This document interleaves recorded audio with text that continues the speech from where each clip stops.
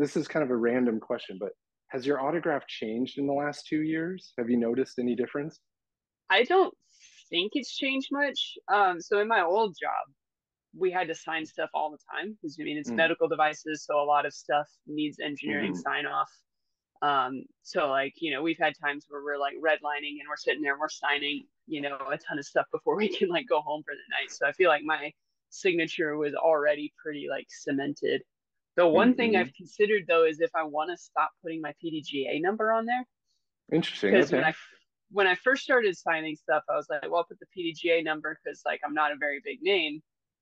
And then I Hmm was like, okay, well, at what point are you a big enough name that you can then take the PDGA off? But then also you signed hmm everything else with the PDGA number. So does it feel like inauthentic now to not have your PDGA number on there? So that's been an interesting question. I was like, okay, well, maybe after I get my first win, I'll start taking the PDGA number off of it. But then even after winning Pro Pink, I still put my PDGA number. Yeah, I mean, it's definitely helpful, especially like for me getting like multiple autographs on the same disc like this. Mm-hmm. I'm kind of a geek when it Yeah, comes to this, so I kind of know, but right. for people that don't know players that well, that's kind of helpful. But yeah, the reason I ask is because that does happen. You see players like Paul Macbeth or even Paige Pierce. For Paul, like 2012, 2013, he had a completely different autograph, completely different. And Mm-hmm. now when you look at it, it's so simplified and boiled down. And same with Paige. She used to put her Yeah, number on. Now it's just a PP. And before she yeah. used to actually sign Like Paige maybe Pierce. you need to win some world championships and then you can start going initials. Because I do have like a cool Right. way of doing just my initials. Really? But I'm Okay. like, I'm not the only HH on tour. And then I'm like, nah, I feel Yeah. like if you're gonna go real simple and just do initials or something, like you gotta have like some majors or something to back it up. I love your autograph. I think it's really clean. Number or no. Thank you. Yeah. Thank you. I appreciate that. Yeah. Give me a few more years and get some more Yeah. wins and some more signs because I think too, like probably someone like Paul who signed so much stuff, he's like, I can't sign my whole name anymore. Let's get a 1X behind yours this year. That's what I'm There we talking go. about. Yeah, maybe if I'm gonna make a change, it'll be after we get the 1X. Do you have anything like other players or your own that like ace disc that you'll never get rid of? Yeah, I do still have all of my ace discs. I will get rid Nice. of sentimental discs if it's to like a friend. Like when I Yeah. left DD, I sold a lot of my backups, but I kept everything that was in my bag. But Yeah. then like I let, Raven, who's still on the team, kind of pick through. And if she wanted something that was in my bag, I was like, well, we're keeping it in the family. So, I'll let There you her go. have them. But probably the one disc I will never part with is the Albatross disc. For sure. That ride, right? Yes. Yes, yes, which both like Sunset like golf course wanted me to give it to them so they could display it, and I was like, no, You're I'm like, keeping nope. that. And then I know Brixton Yeah. has hinted that they would make a pretty sweet one of one card if I ever gave it to them, but I was just like, I can't let you cut up my Albatross discs. So, Yeah, I don't blame you. That was the first FPO player in history to Albatross hmm during a tournament. So I don't blame you. That's one I would hold on to as well. yeah, yeah, I'm keeping Yeah. that wall, and it's signed by everyone who was on the card. I saw that. Players and caddies, Yeah. yeah, players and On the caddies all top. signed it. Yep. So it was Paige Pierce, Sarah Gilpin, and Stacey Haas that were all on the card. I swore super loudly when it went in. I didn't realize it. I just kind of blacked out, and then the media guys at the start of this last year, I got invited to a dinner with a whole bunch of them. We were just hanging out. One of them was like, "Yeah," he's like, "Hey, next time you albatross, like try not to yell what the f, right away, so I we don't don't have blame to you. freak you." Hey, it just comes out sometimes. I mean, that literally was the moment where I was like, okay, she's got what it is to be great. This is a funny thing. Like I've still not had a tournament ace. Like I've had three aces, Really? but they're all like in practice. But it's like I haven't had a tournament ace, but I've had a tournament albatross, and not too many people can say that. Yeah, no other FPO. Ilo, right? During a tournament. And he's the only other Philo one that has comes to one. mind. Yeah. Garrett Gerthy Oh, has Garrett, that's one. right. The Vegas. That's right. Yeah, Yeah. Yuli he has one, but that particular hole was actually shortened to a par three. Mm, The one at Heritage Park open at Belton, and then Nico had mm. one at USDGC one year. That's right. The skip ace, right? Or the skip Mm-hmm. skipatros. Skip the trust. Yeah, I think that's hole 13. What other records do you aspire to achieve or break in your career? What else are you Yeah, chasing? I mean, I don't really chase the records. I kind of prefer to just dial in on, the day-to-day stuff. Mm-hmm. Like, what do I need to do today to work on, my game and start, keep progressing. And then it's Mm-hmm. like stuff just happens. Like, I was never trying to get the first albatross. I didn't set out to get the first chase card win. Mm-hmm. But because I was doing a lot of the right things, those opportunities, presented themselves. So, yeah, I don't really have anything specific in mind. It's just kind of like play the best I can for as long as I can. So collectible cards and collectibles in general are kind of like having stock in a player, if you will. It's like Mm-hmm. owning stock where, this player may not have the world's wins yet, but next year they could. So it's kind of like investing in that player, or as the player's events or career expands, the value Mm-hmm. goes up for those cards. Yeah. Who would you take stock in if you were to pick Oof. three players?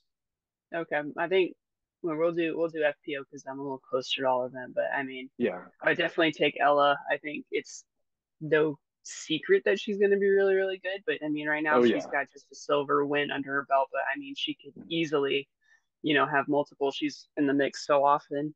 Um, Mm-hmm. and then for newer players, Silva Saarinen, who's from Finland. Yes. Yes. Rookie of the I year. got to Yeah. play with her in Blue Ridge and then again at Champions Cup. And like, Mm. I mean, her putting stroke for one thing, but also just her demeanor. Like I watched her, airball a putt, get a horrible roll away, and then she just is like almost like offended by Yeah. it, and then goes up and Yeah. banks an even harder death putt right away. And I mean, like she definitely just has the attitude, the mindset to do really, really well. And Mm-hmm. then lastly, I would pick Ellie Ezra, which we saw her Yes. at was it Rochester, Yeah. that Playing. tournament, the Rochester tournament, and then again at the Throw Pink. And I mean, she's got a Yeah. lot of work to do, but she has such a good base of like athleticism and backhand And so much technique power. Oh my and goodness. so The much power and distance. just yeah, and just a ton of Incredible. energy and real like passion for the game. Like she could really, if she, the only thing that's going to hold her back is she ever gets bored, you know. Right. So yeah, she's an easy pick as well. Those are great picks. Yeah. I hope we get some cards for her, actually. I know If you get that the means tour that she'll be card on. and then you Yeah. get in like the top whatever, you get a Yeah. card. I think is Yeah. how that That's right. works. So Yep. I Yep. don't know how much she's planning the tour because I think she's still in high school. Yeah. Yeah. Um, Right. Yeah. That's but like her amazing too. Like, mom, yeah, her mom's super into it too. She's so sweet. Both of them were like, when I got to play with them, we're like, oh, we're big fans. And we're like, oh, you're gonna be a fan of you pretty soon. So, it's like we're yeah. peers now. Keep So, playing like that. Yeah. Right. yeah. I know Silva Sarnan just did. Okay. She Yeah. actually in this set, the 2024 Disc Golf Pro Tour, there Sweet. was a card with her and Luke Taylor for the Rookie of the Year cards. So Okay. Yeah. yeah, so we'll have to keep an eye on them and see. Every time you get close and you come up a little bit short, like you learn a lot Yeah, because like yeah, there's no way to practice that. There's no way to practice playing with those feelings and those emotions. Like you have to just experience it and do your best and hmm then kind of reflect on it. And so I hmm think like seeing her get really, really close at Waco and what happened there versus when she got really close later, like she's getting better at handling that. And like I was having to go through the same thing all year too, having multiple times getting really close and then every time kind of learning like, okay, we can handle this a little bit better next time. yeah, yeah, and it just kind of you kind of culminate all that experience into the Mm-hmm. next approach, the next shot. Mm-hmm. Yeah, you have just like you mentioned with her, such a good attitude and approach with your mentality towards the game. It's that, consistently practicing and, even if you're not actively working on something, like keeping it kind of sharp, doing a few reps here and there, just so it's kind of a reminder of like, yeah, I could do this. And then also being really careful to not tell yourself you're bad at something. Yes, self-talk, Um, right? Yes. yeah, because I mean, we talk about like a sand dune gets washed away naturally. Telling yourself you're Mhm. bad at something is like taking a shovel and like, Helping it out. Yeah. yeah, helping Here, exactly. let's just So make it's like, that. Yeah. yeah, that Yeah. the practice and then reminding myself of like, oh yeah, I'm really good at this shot is kind of how you build it back up. Something Missy always says is, you have to be your biggest fan. Yes. You got to believe in you more than anyone else. You can't let anyone else's like disbelief, even the people closest to you, tear it down. It's just you got to think you're Yeah. the best player in the room, so to speak. Yeah. And then it happens, if you believe in it, then it actually happens. And yeah, and you mentioned your first chase card win at Throw Pink. That was amazing. That last final round. Yeah, it's funny because like everyone else knew what was happening, but like I didn't actually check all day, because I didn't I really heard you see say a that. reason Yeah. to. Yeah, which You're just it's doing your thing. impressive how together Tyler was able to keep it because he knew stacks on like hole nine. He knew what lead card was doing over on hole eight, and knew that Kristen took a big number and that I was in Yep. contention at that point, and like didn't didn't miss a beat, didn't seem nervous at all, even though he was way more nervous than I was. He's just like, well, I'm not going to tell you to do anything because you seem to be making good decisions today. So, Yeah. Just roll, sometimes, right? Keep yeah, going. sometimes I do need him to kind of be like, is that really the best choice? But then, he does a good job of knowing to kind of like just let me go. What a final round. And then you took it down in the playoff. And Mm-hmm. but honestly, all of that, one of the most mind-blowing things to me was the trophy. So like you Yeah. get this trophy and you hold it up, and I'm like, what is going on here? Is this for real? Yeah. Like Which I had you legitimately not literally seen the trophy. was Yeah, that a exactly. coincidence? It was 100% a coincidence because yeah, I just wore that shirt because it was clean and I felt like it. I wasn't. I know Haley has the same shirt, so I only wear it when Oh, we're does she? not playing together. So So you're not twinsies? Yeah. we I were was blown twinsies away. one time. Yeah, we were twinsies one time, and then I was like, all right, when I play with Haley, I'll make sure I don't wear that shirt so we don't match. Yeah, I couldn't believe it. I was like, wow, it completely camouflaged. yeah. I think she had her mind on the prize so much that she literally dressed for the win. Funny thing at the beginning of this of the round, the guy who is announcing us, I'm standing there chatting with Missy before we start, and he goes to every player and he's asking, like, is there a notable win that you want us to mention when we announce you? Because they're doing, like, Michigan in 2023, Ledgestone, whatever. And he comes over to me and I'm just like, nah, not this year. I'm Any not kind of, this year. and then Missy told me after, and she was like, what you should have said was 2023 throw pink and just been like a baller from the beginning. Just Right. call it Like right it's there. happening. Manifested it. Yeah. I You think I might did. have You to, literally maybe I'll have did. to give that shirt, I'll have to give that shirt to Brixton and they can make a one of one out of it or something. I was going to ask you right now. I'm like, is that in your forever collection, that jersey? But that might be a Brixton I card. mean, Oh, maybe because wow. here's the thing: if I, have seven shirts for a year and I have Yeah. one sponsor change, it's like all the shirts are out. Yeah. Because Yeah. I gotta That's have valid. everyone's logos. Um, and I mean, Yeah. like, most of my deals are done, but there's a good chance like I'm gonna be wearing completely different shirts next year. So, if that I happens, mean, I'll probably give it to them. yeah. Yeah. This is the year of contracts, apparently, right? I know Yeah, you probably can't talk about it too much, so I won't ask much there, no, but I'm excited yeah. to see what happens. Yeah. What would you say in the next, 5 years? What two things in the sport would you like to see changed or different? I think I would like to see maybe more players able to focus more on the game and having to focus less on the marketing and the sales side of things. Mm-hmm. Because like, difference of disc golf and other sports is like we don't make our money by spectators like coming to events. We make our money Yeah. primarily by people buying products. And Yeah. so depending on where you are kind of in the pecking order, like if you're higher up, you don't have to worry about it as much because Mm-hmm. your sponsors are willing to do more of that work. But then, the middle and like lower ranks of tour having to vend at every event in order to make their money. Mm-hmm. And so I would love to see that even like the middle and lower levels, like you're able to more focus on the playing aspect of things. Because like it almost feels like a rich get richer kind of thing. Like you get a little success, you don't have to do as much of the sales stuff. You focus more on the game. You get better and better More and better. successful, right? Because you're focusing on your Exactly. game. Well, Yeah, like it's a that huge makes sense. advantage if Yeah. like someone wants to buy my disc and I can just say, cool, go to teamdiscraft.com and I get a royalty off of it, Mm-hmm. versus someone wants to, I have discs to sell, I have to go to a brewery on Saturday night because that's where they're having the fly mart. But then, of course, people don't buy the discs when they walk in, they buy the discs when they leave. So you stay until like Mm. midnight and then you have an 8 a.m. tea time the next day, Mm. and so little Interesting. things like Yeah. that. Or like, I get to Sunday night after the tournament's over, I get to go take a nap and, hit the gym and like, start my preparation for the next event. But maybe someone has to go set up their vending table and like, Mm. that takes a lot of extra energy to have all of Mm. that and whatnot. Yeah, and I mean that's also just the way that like it's easier. Sponsors can sponsor more people if they're able to pay a lot of people in plastic, so it Mm. costs them a few dollars a disc to just give me, 200 discs and say, go sell these for however much you want. Because to me, that's, Mm. selling for 25 a pop and make, however much money that is, but it only costs them a fraction of that. So that's like a real easy way Mm. to do it. For doing that style, it like gets harder to sell them. Like the market's kind of flooded.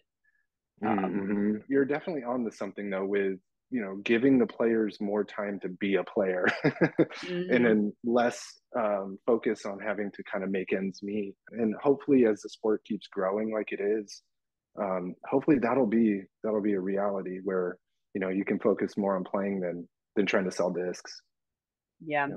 Yeah. And I think the other thing would be to have like an athletic training staff of some Mm. kind on tour. I mean, we've got Seth Hmm. Munsey, but so much of his job is actually more like safety, health and safety kind of stuff, and not so much Mm. like what you would get if you're playing college sport. Is you have a whole athletic training staff, and each person on Mm. that staff takes a team, one team per season, and so that one person is dedicated to the 25 or so athletes on that team, and like helping them stay healthy and deal with like little injuries as they crop up through the season. And we don't have anything like Mm. that For like on physical tour. therapy or Yeah, or just like, oh, elasticity and stuff. my elbow's been bothering me, and like when I was in college and something's Hmm. bothering me in volleyball, it's like at the second something feels off, I go tell my athletic trainer and we Hmm. immediately start working on it. But in disc golf, like you really have to do that by yourself. You don't have someone like maybe you could go visit somebody in town, but then the next week you're leaving. So Somewhere like else. having a Yeah. yeah, like having a long term plan is really hard. Like you're kind of left to fend for yourself for the most part. And that's something as fans we don't really hear much about, but that's a valid point. I mean, Mhm. there's a lot of injuries with somebody with that medical background would be really helpful. Yeah, I don't know if that would be through the pro tour. I could even see some, like maybe the bigger manufacturers having someone that they send to just be the person for their team. The Discraft medical team. Yeah, that'd be sweet. I mean, we'd Yeah. use it, I think. Speaking to the audience, if you've never gone to a live disc golf event, you need to do it. It's such a different experience than seeing it live on TV or post production. Then you get to see them afterwards and get autographs and talk to them about Yeah. their game. And people have referred that as Hmm. frisbee family. Do you think that frisbee family kind of mentality is going to go away at some point as the sport continues to grow? I hope it doesn't because it's the soul of the sport. But Yeah. what do you think? I hope it doesn't. I don't think it's going away anytime soon. Yeah. I know there are definitely like the players who are frequently, in front of the camera and stuff. I Mm. think they do get a little fatigued from all of the interaction. Mm. Like I know they're like I'll go and do do the autograph line until the line's empty because like it's not that crazy a number of people. Throw Pink was a crazy number of people, but I that's bet. one win out of the Yeah. whole year that was crazy like that. And there are events where it's like three people who come up and want an autograph. But I think the players Mm. like your Kristens who have literally everyone in Yeah, line. in disc Yeah. golf wants to talk to her for a little bit, and I think like she definitely gets a little fatigued from that much interaction and stuff. And so I think that would be Mhm. what would happen is it would just be not a guarantee that you're going to see get to see a player just because you come to an event. I think we see Mhm. that a little bit because there are some players who are just like they have a bad round, they don't want to go talk to anyone, they want to And head that's out. understandable, right? Like, Yeah. I mean, if any of us were at our job and we had a bad day, the last thing you want to do is just Yeah. stand there and shake hands. And Especially you but have at a the bad same day in front time, of hundreds of people and you're like, I don't want to talk to these people. But, right, I think, at least right, for me, it's always a good thing to go do it anyway. Because in my head, I'm thinking like, oh, yeah, I let people down because they came all the way out here and I played bad. But I've never met a fan who was like upset with me for playing bad. They're always just happy to say hi and like tell me how much they like, watching me play or they like viewing my content and stuff. And it's always like it always helps put things back into perspective that there is more to this than just, competing for wins and that it means more to yeah. people than just like how you perform. I really respect the players that will, fight through that, driving yourself there or flying yourself there. You're getting your hotel or your RV or, your living situation handled. Now you're dealing with the tournament. Now you're practicing. I mean, then you're dealing with the fans. That's a lot in one day. Oh man, Don't do I have to that. tell you this story. So the first year I was at Pro Pink, I'm like getting my stuff out of the car because I'm gonna go play a practice round, and I see Simon across the parking lot, and he clearly just got off the plane. Like he's in his plain clothes and he's got his suitcase out and he's like changing his pants in the parking lot or whatever. And meanwhile, there's a fan like tracking him down, Oh and no. he looks disheveled. He's like in his underwear, and he's just like, oh, "Fine, I'll sign your things." He's a champ. I'll tell you that. I mean, I seen a little, a Yes. little kid is a different thing, but I saw a little kid Yeah. approach him Oh on no, a tee once. that was a grown man who Oh, did that. okay, buddy. Supposed to be on the course on practice days, let alone going on the Right, side. right. In the parking It was lot. Oh, pretty funny. goodness. Yeah. I was like, what a Oh, trooper. man. Yeah, because the Frisbee family mentality goes both ways, right? Like, we want to protect the players and have their space and be able to do what you're there to do, which is play.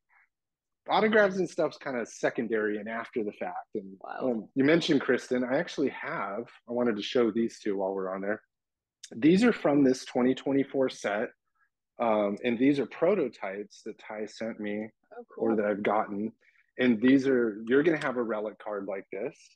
There's no relic piece in there for this one, but it's just to kind of show what it looks like. And there is Yeah, I also remember her hero I card. gave them I think I gave them a passion that was in my bag for like the first half of the season to use as the relic. Really nice. Yeah. Okay, so the passion is in there. That's It's a cool. dyed Yeah, disc too, so it should be pretty cool. interesting. I don't know if I've seen any dyed discs in a card yet. That's cool. Wow, Yeah, that's well, maybe awesome. it'll be something unique. Already. I mean, just you getting a relic card is, I mean, I have the one from Brixton as well. So now I'll have a Mhm. Disc Golf Pro Tour and a Brixton version of your relic card. Sweet. When you think about card collecting or collectibles in general, there's not a lot of female people out there collecting. What do you think would motivate more female collectors, if there is anything? Yeah, I don't know. I wonder maybe just having more, female athletes on cards because if you think about what Yeah, are the cards that people traditionally collect, I think like baseball cards. yeah, Can't think of too many like, mainstream sports where they have like a whole lot of female athletes on trading cards. I mean, really, mm-hmm. it's been the last few years that women's sports in general has exploded, like women's professional sports Mm-hmm. getting the kind of marketing, that and That they the kind deserve. of marketing Yeah. and generating the kind of revenue as a result. And we're starting to see, I saw some figure where it's like women's sports in the next year it's projected to make like $1 billion in revenue That's worldwide. And amazing. we're That's so finally starting good. to see like, hey, see, if you invest in women's sports, people do want to watch, and they'll want I watch to way more purchase FPO than I products. do MPO. I Yeah, so watch way more FPO. I would think if women potential women collectors are seeing someone more relatable or seeing themselves in the cards, they're more likely to want them.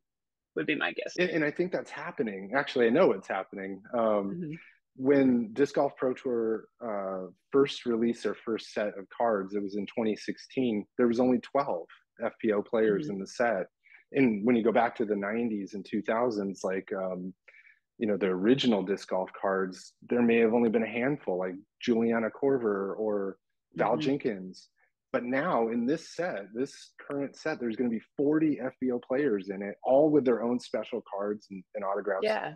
And that, I think you're right. I think that's going to help kind of bring more light to the female players in the FBO field as well. hopefully that'll start kind of like inspiring other people to collect. I know disc golf is a very small, minute Hmm. piece of that pie, where you have basketball and baseball, which are well older sports that have kind of a lot more following as far as cards, but more and more people are getting into disc golf, and it'll be kind of nice to see if that synergistic thing happens with cards and disc golf too.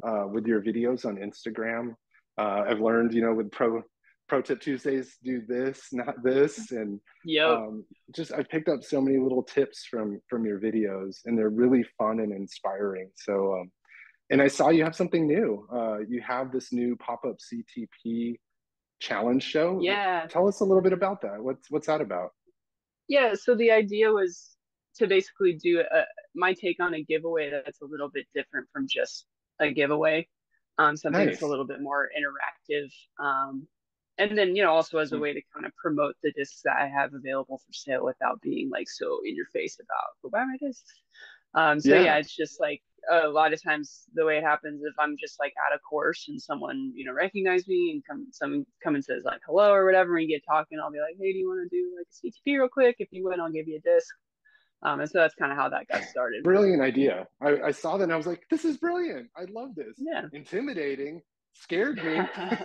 So I'm far, like like, I've been beat every time I've done it. So I mean, maybe not that intimidating.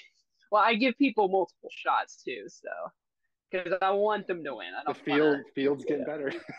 yeah. So I'm like, oh, does it feel bad to be like, all right, well, good try anyway. Like, Peace. plan is to maybe a few stops on Torch, kind of pop up at a random course somewhere and try to run into somebody and kind of be like, hey, maybe I'll and just end up randomly at your course sometime. Yeah, the Disc Golf Pro Tour Championship for 23, when you and Ella ran out and hosed Missy Mm, down with the we got her champagne. good. I She was had the no guy in the idea. back with it. That was amazing. I was loving that. That was so Nice. funny. She was just like, whoa. And Yeah. you guys drenched her too. Yeah. I don't even think she knew. Oh, and I mean, Ella called it back on like hole three because Yeah. I was out of it. I played horribly the day before, and so I was getting breakfast with Tyler and my mom. My mom was in town, and Ella texted me. She's like, "Dude, you got to get over here. Like, Missy's gonna win." She wasn't Yeah. leading or anything at this point, but like you can just She tell felt when a it. player's like Yeah. in the zone and they're just gonna have like an amazing day. And so I was Yeah, like, she okay, well did. Yeah. we'll stop and get some champagne. Like we'll show up prepared for it. And yeah, so we bought the yeah we we went to the liquor store. We're like, all right, what's the cheapest champagne you have? And the guy was like, what are you talking about? Like he's like, well, here's the really good like the nice champagne. And we're like, no, no, Like, no, no, like no, we're just gonna soak somebody with it. Like, no. okay, it's over This is for there. pouring all over a pro athlete. Don't worry Yeah, about it. yeah, exactly. Well, and we Was had her Paige there taking it down. on FaceTime, Oh, so did that you? you could graduate. Because well, we were like, if Paige were here, she would be the one drenching Missy in champagne because they're best friends. So it's like we'll have to fill in for Paige here. And you have your new tour series disc. You have your new Undertaker, right? Oh yeah, actually I have one right here because that's what I was using to find Nice. discs on. Yeah, so Heck this is the yeah. signature series, and it was kind of a take on like a disc that's really important in our bag that Yeah. maybe wasn't the best candidate for like a tour series disc because for tour series they want to pick a mold that's already kind of popular so the Hmm. sales are better. And the Undertaker is interesting for me because I didn't throw it all year. um, I went on like a beach vacation week in between US Women's and Throw Pink with Ella and Missy, and so we were at Myrtle Beach, and we decided to do a used disc challenge. And so we go to Oh, the local nice. shop, and we're like, all right, everybody buys three used discs, and then we're gonna go play Splinter City, I think was the name of the course, and we're Mm. gonna go play that course 3 discs only. And I picked a Z Raptor, a TI Undertaker, and then like a random putter because they didn't have any disc scrap putters, so I just like grabbed the cheapest putter. And I ended up I had lost like a really beaten vulture that was kind of my really straight, flying higher speed fairway driver. And then I was like, oh, Hmm. this Undertaker flies very similarly. It's really, really easy to use. It goes super straight. I was like, I'm actually going to throw this in the bag, because I need to replace that disc anyway. And then I won the next You meeting. used it in Throw Pink, right? I Yeah, you used it in used it in throw Throw pink. Pink. I remember Yeah, now. it was It's like my a gray TI, right? Kind of a gray it was a color or blue silver TI. Yeah, or it blue. was Yeah. I threw it as my tee shot every day on hole 2 and on hole 8. Hmm. And yeah, it flew Worked super out. great. And then ended up, yeah, it's like, oh, that was the missing link the whole time was I just needed to put another tee in the bag. Yeah, they didn't even tell me they were doing it. They just sent me, like, they were sending me something else and they threw a couple in there. And I was like, oh, what is this? And Signature so, yeah, series. I'll take that. it's like, well, that was a good choice of mold because that's probably what I would have picked. So it Yeah, worked now out. you have to see how those, find one that works for you. Or are you going to stick to the TI one? I have one other TI one that I just swapped in the bag because I'm going to try to season it a little bit this off season. Yeah. I may end up actually bagging both because Hmm. the signature series came out actually more understable than the TI. Interesting. Okay. Yeah. So there might be room to have both in the bag actually. I'll put the descriptions in the link as well because, yeah, I already ordered mine. So Nice, nice, cool. heck yeah. Well, thank you again. And congratulations on such an awesome season. And congratulations on making the first card on All Stars as well. That was really exciting to see. And thanks for taking your time out and talking with us today, Holland. I really appreciate it. Yeah, of course, happy to do it.